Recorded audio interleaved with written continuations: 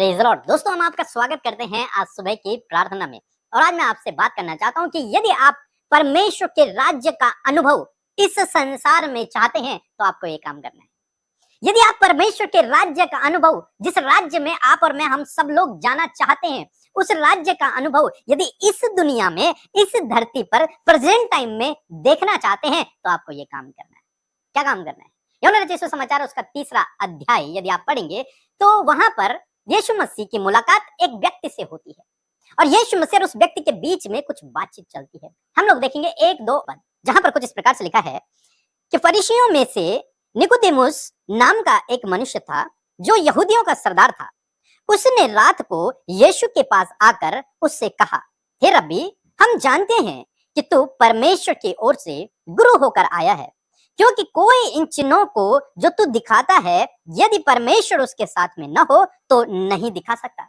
दोस्तों, यहाँ पर निकोदेमुस नाम का एक व्यक्ति प्रभु यीशु मसीह के पास आता है रात के समय में, जो कि यहूदियों का सरदार है। वो रात के समय यीशु मसीह के पास आता है और यीशु मसीह से कहता है कि प्रभु यीशु, हम जानते हैं कि तू परमेश्वर की ओर से गुरु होकर आया है। वो यीशु को परमेश्वर नहीं कहता, यीशु को परमेश्वर का पुत्र नहीं कहता, उद्धारकर्ता नहीं कहता, कुछ भी नहीं कहता, वो गुरु कहता है। हम जानते हैं कि तू परमेश्वर की ओर से गुरु होकर आया है, क्योंकि जो चिन्ह तू दिखा रहा है, जैसे तू बीमारों को चंगा करता है, अद्भुत आश्चर्य कर्मों को दिखा रहा है, आंधी तूफान शांत हो जा रहे हैं, दाखरस बढ़ जा रहा है, जैसे तू इन बड़े बड़े कामों को, इन चमत्कारों को दिखा रहा है, यदि परमेश्वर तेरे साथ में न होता तो तू इन चिन्हों को नहीं दिखा पाता।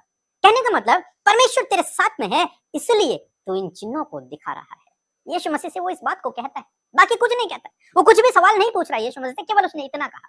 और जानते हैं यीशु मसीह क्या उत्तर दे रहे हैं? यीशु ने उसको उत्तर दिया कि मैं तुझसे सच सच कहता हूँ, यदि कोई नए सिरे से न जन्मे तो परमेश्वर का राज्य देख नहीं सकता। यीशु मसीह ने उसे एक उत्तर दिया और एक बहुत बड़ा रहस्य प्रभु ने उस पर उजागर किया।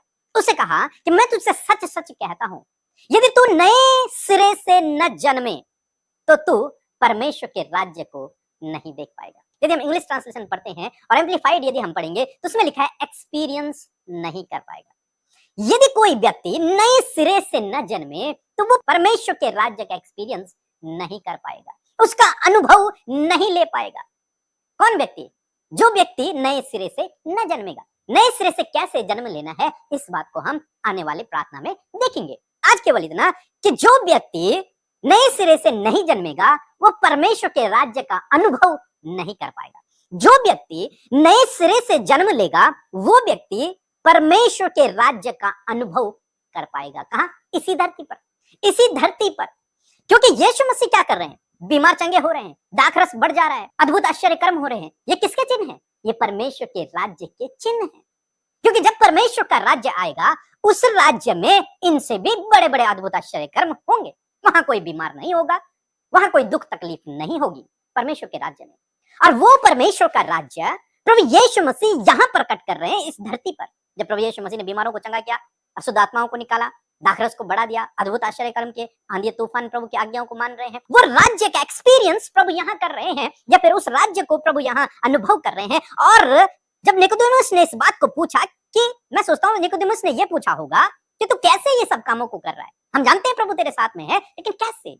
तब प्रभु ने कहा कि जब तक कोई नए सिरे से नहीं जन्मेगा तब तक वो परमेश्वर के राज्य का अनुभव नहीं कर पाएगा, तब तक उसके जीवन से ये अद्भुत आश्चर्य कर्म नहीं हो पाएंगे। जब वो नए सिरे से जन्मेगा तब उसके जीवन से ये अद्भुत आश्चर्य कर्म भी होंगे। वो परमेश्वर के राज्य का अनुभव यही कर पाएगा, इसी धरती पर करने लगेगा, वो अनुभव यही उठाएगा, वो एक्सपीरियंस वो यही लेने लगेगा।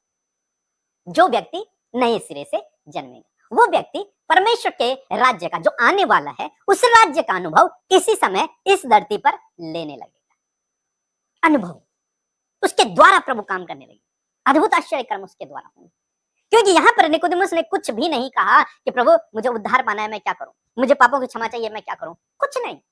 वो तो यीशु से बात कर रहा है, केवल अभी उसने शुरू किया बात करना कि तू परमेश्वर की ओर से आया है और तू अद्भुत आश्चर्य कर्म कर रहा है, इसलिए परमेश्वर तेरे साथ में है। लेकिन यीशु उसे उत्तर दे रहे हैं, मैं अपने शब्दों में यदि कहूं कि यदि तू भी ऐसे ही अद्भुत आश्चर्य कर्मों का अनुभव करना चाहता है, ये परमेश्वर के राज्य का अनुभव करना चाहता है तो तुझे नए सिरे से जन्म लेना होगा।